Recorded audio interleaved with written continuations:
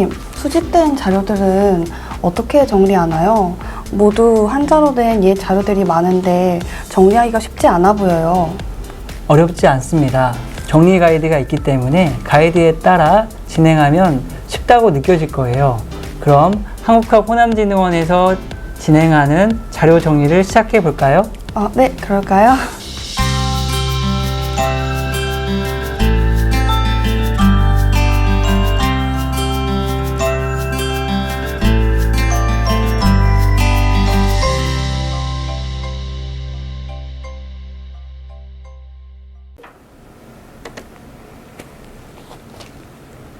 한국학호남진흥원은 정리를 크게 기초정리와 세부정리로 나누어서 진행하고 있습니다.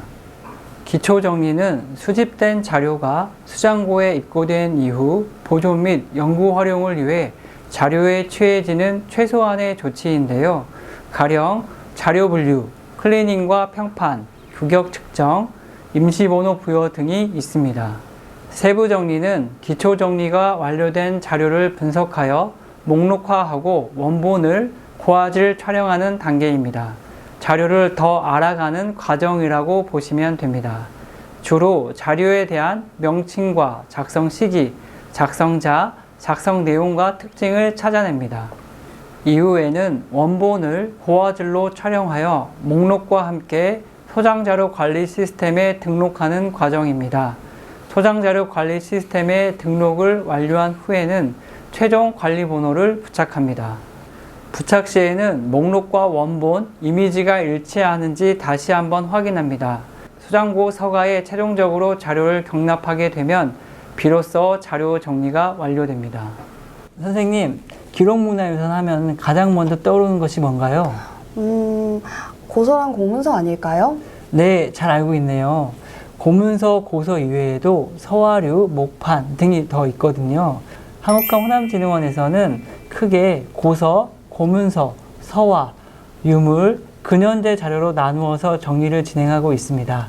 그럼 고서와 고문서의 차이가 뭔지 아세요? 형태적으로 다른 것 같아요. 고서는 책 형태이고 고문서는 문서 형태예요. 네, 맞아요. 다만 형태로 구분 짓기에는 예외사항이 많아요. 고문서에도 책 형태가 존재하거든요.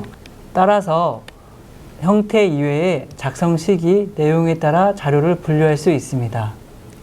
구체적으로 자료에 대한 분류 방법을 알고 싶어요. 고문서는 옛 문서이며 시기적으로 1910년 일제강점기 이전 자료를 가리킵니다. 형태는 기본적으로 낱장 형태이지만 성책 형태와 절첩 형태, 두루마리 형태 등도 존재합니다. 고서는 옛 책이며 시기적으로 고문서와 마찬가지로 1910년 일제강점기 이전 자료를 가리킵니다.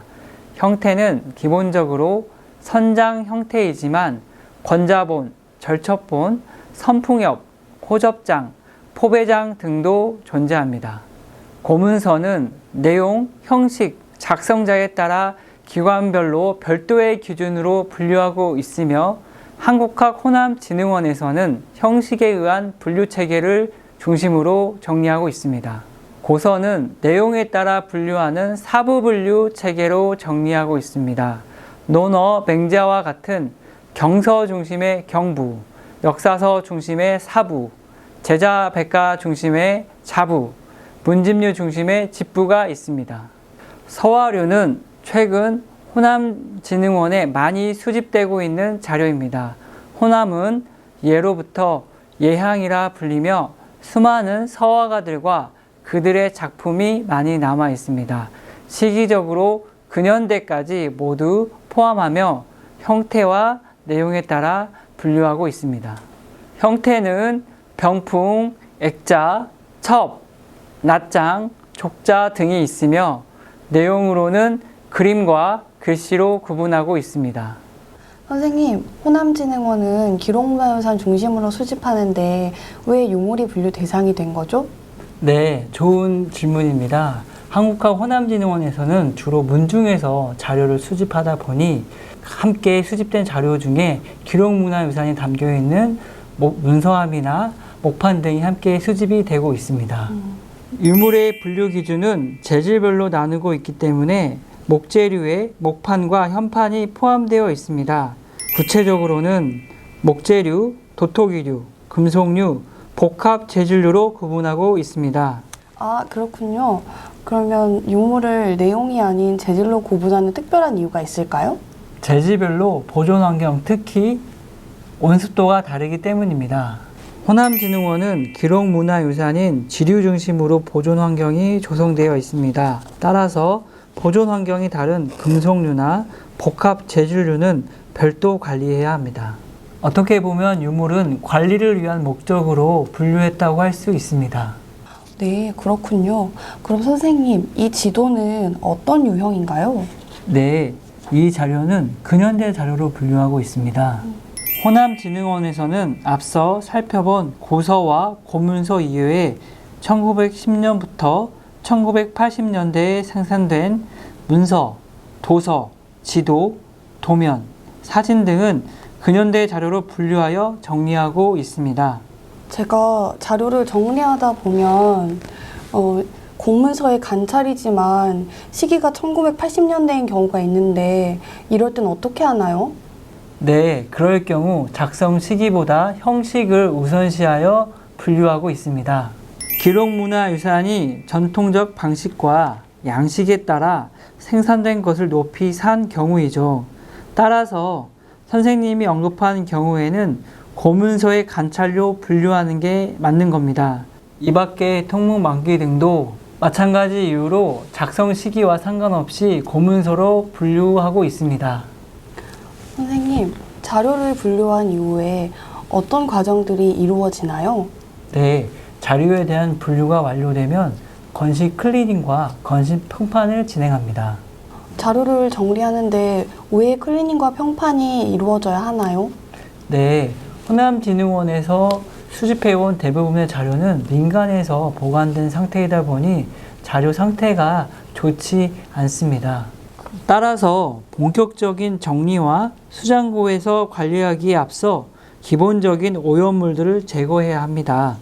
또한 오염된 자료가 수장고에 입고된 다른 자료들에게 영향을 주기 때문에 예방 보존 차원에서 클리닝 작업을 하고 있습니다. 예방 보존 차원에서 클리닝 작업을 진행하는 거군요.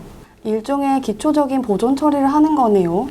그럼 직접 건식 클리닝과 건식 평판 작업을 해볼까요?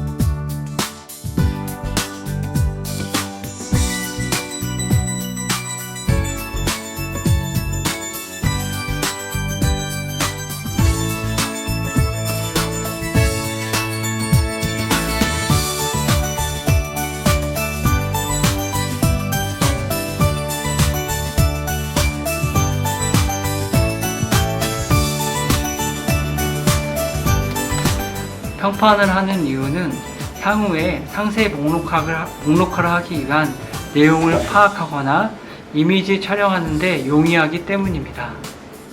건식 클리닝을 할 경우 몇 가지 주의사항이 있습니다.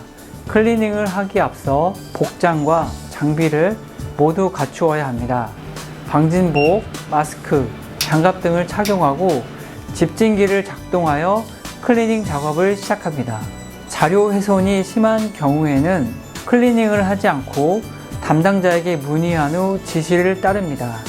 또한 족자, 시축 등 말아서 보관할 자료는 평판 작업을 하지 않습니다. 다음 시간에 뵙겠습니다.